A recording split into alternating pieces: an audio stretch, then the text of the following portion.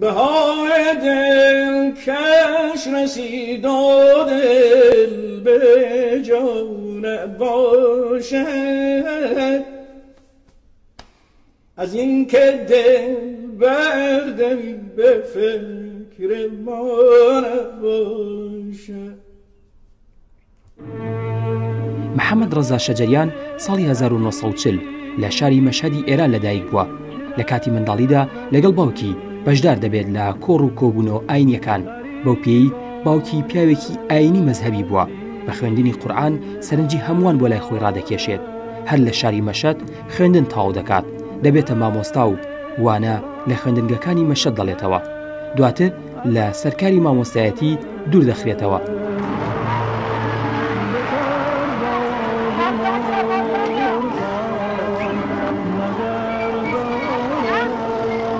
شەجەریان بۆ بەشداریکردنی لە تاقیکردنەوەی میوزیک گۆرانی لە بەرنامەی گوڵەکان سەردانی ڕادیۆی ئێران دەکات. شەجەریان شارەزایی باشی لە ژەنینی ساز هەبووە.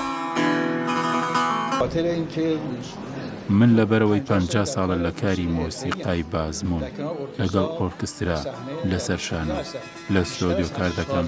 من لە هەر ساز دروستکەرێک زیاتر لە دەنگ تێدەگەم و کارم کردووە. من باش دەزانم دەنگەکان بناسمەوە و ئامانجی ئۆرکسترا بزانم. ئیلهامی ئاوازەکانیشم لە حافزەوە نیازی ئۆرکسترامون رو بدونم چون برخی تا یکسونیم این دلق از رخفام را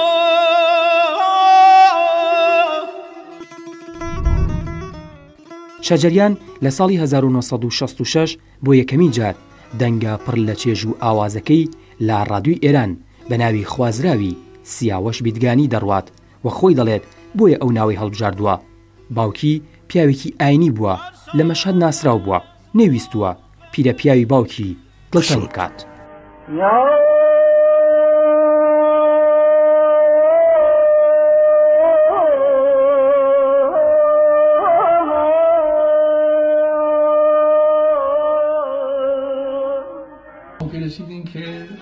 کاتێک گەیشتمە چارەسەری کۆتایی دێم هەڵدەستم و دەگەڕێمەوە بۆ لاتان. درێژە بە کارە هونەریەکانم دەدەمەوە. هیوادارم ئێوەی خۆشەویستانم هەمیشە سەرکەوت و سەرفراز بن، تەندروستیتان باش بێت. خۆم بە قوربانی هەمووتان دەکەم.